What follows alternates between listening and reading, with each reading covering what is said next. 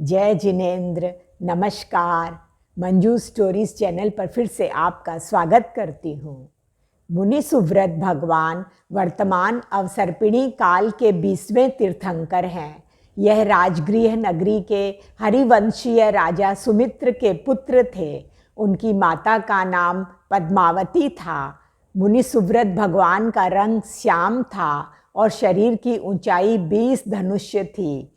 वरुण इनके यक्ष देव हैं और नरदत्ता इनकी यक्षिणी देवी हैं। इनका प्रतीक चिन्ह कछुआ है। अध्यात्म में साधक को कछुए की तरह संसार में रहने की शिक्षा दी गई है। जैसे कछुआ अपने अंगों को छुपाकर स्वयं को खतरे से बचाता है, वैसे ही साधक को पापों से, हिंसा आदि आश्रमों से बचना चाहिए।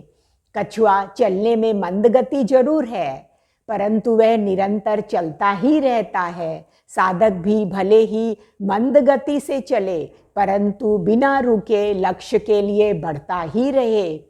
मुनि सुव्रत भगवान ने श्रुत धर्म और चारित्र धर्म पर शिक्षा दी थी। इनका आयुष्य 30,000 वर्ष का था। मुनि सुव्रत भगवान का जीवन वृत्तांत जानने के लिए देखें 24 तीर्थंकरों के जीवन चरित्र की श्रृंखला में 20वें तीर्थंकर मुनि सुव्रत भगवान की कहानी। भगवान मुनि सुव्रत के जीव ने जम्बू द्वीप के विदेह क्षेत्र में भरत विजय की चंपा नगरी के नरेश सुरश्रेष्ठ के जन्म में उत्कृष्ट कोटि की साधना की थी। प्राप्त सत्ता को ठुकराकर उन्होंने मुनि व्रत को ग्रहण किया।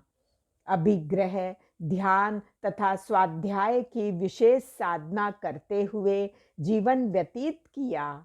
महान कर्म निर्जरा कर उन्होंने तीर्थंकर गोत्र का बंध किया तथा पंडित मरण पाकर प्राणत स्वर्ग में महर्दिक देव बने।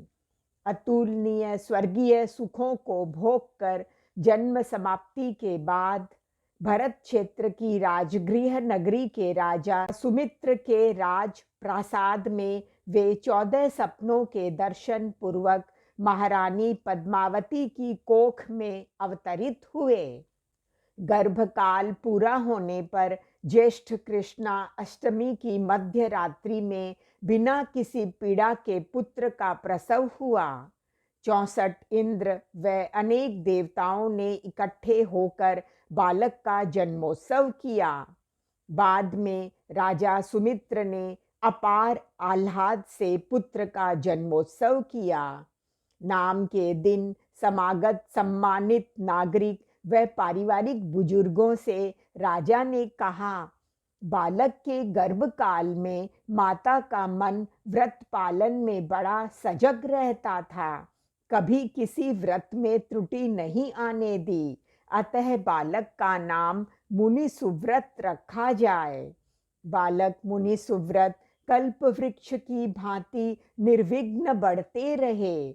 बाल्यकाल के बाद जब तरुणावस्था में प्रवेश किया, तब राजा सुमित्र ने सुयोग्य व समवयस्क प्रभावती आदि राजकन्याओं के साथ कुंवर का पाणी ग्रहण करवाया तथा कुछ वर्षों के बाद उन्हें राज्य सौंपकर स्वयं निवृत्त हो गए। राजा सुव्रत ने राज्य का संचालन उत्तम रीति से किया। एक बार राजा मुनि सुव्रत का जन्मदिन बहुत धूमधाम से मनाया जा रहा था। राजगृह में चारों ओर हर्ष और उल्लास का वातावरण था। ठीक उसी समय मुख्य गजराज ने खाना पीना छोड़ दिया और उदास होकर बैठ गया। गजराज के महावत घबरा गए। उनके समझ में नहीं आ रहा था कि अचानक गजराज को क्या हो गया। वे उस हाथी को लेकर महाराज मुनि सुव्रत के पास गए, उनके समक्ष अपना संकट प्रस्तुत किया।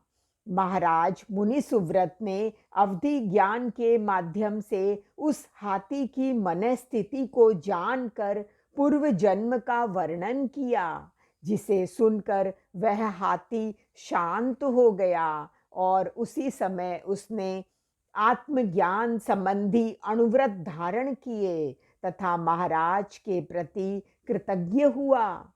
सभी आश्चर्यचकित थे। महाराजा मुनि सुव्रत हाथी के वैराग्य को देखकर स्वयं भी वैराग्य से भरकर मुनि दीक्षा लेने को तैयार हो गए। जीवन के उत्तरार्ध काल में महाराज मुनि सुव्रत ने राज्य त्याग कर फाल्गुन कृष्णा अष्टमी के दिन दीक्षा ग्रहण की। 11 मास के पश्चात चंपक वृक्ष के नीचे प्रभु को केवल ज्ञान हुआ। भगवान मुनि सुव्रत ने श्रुत धर्म एवं चारित्र धर्म पर प्रथम प्रवचन दिया। मुनि सुव्रत भगवान ने बताया कि मोक्ष प्राप्ति व्यक्ति का एकमात्र लक्ष्य होना चाहिए। मोक्ष का अर्थ है सभी प्रकार के कष्टों से मुक्ति। आत्म साक्षात्कार करने पर व्यक्ति प्रथम चरण पार कर लेता है, फिर सभी कर्मों की समाप्ति पर जन्म और मृत्यु के चक्र से मुक्त हो जाता है। मोह के कारण ही हमें यह संसार प्रिय लगता है। जब हमें यह एहसास होता है कि संसार एक बंधन है, तभी हम मोक्ष की दिशा में आगे बढ़ पाते हैं। प्रथम प्रवचन में ही चतुर्विध संघ की स्थापना हुई और प्रथम देशना में ही अनेक लोगों ने मुनि धर्म ग्रहण किया। समग्र जनपद में धर्म की लहर दौड़ गई। निर्वाण वेला को निकट देखकर भगवान ने 1000 मुनियों के साथ 1 मास का अंतिम अनशन किया और सम्मेद शिखर पर निर्वाण को प्राप्त किया। भगवान मुनि सुव्रत का शासनकाल जैन पुराण इतिहास की दृष्टि से बहुत महत्वपूर्ण रहा है। इनकी विद्यमानता में नवम चक्रवर्ती महापद्म हुए। उनके बड़े भाई मुनि विष्णु कुमार थे, जिन्होंने नमुची महामात्य के अत्याचारों से त्रस्त जैन संघ की रक्षा की। धन्यवाद।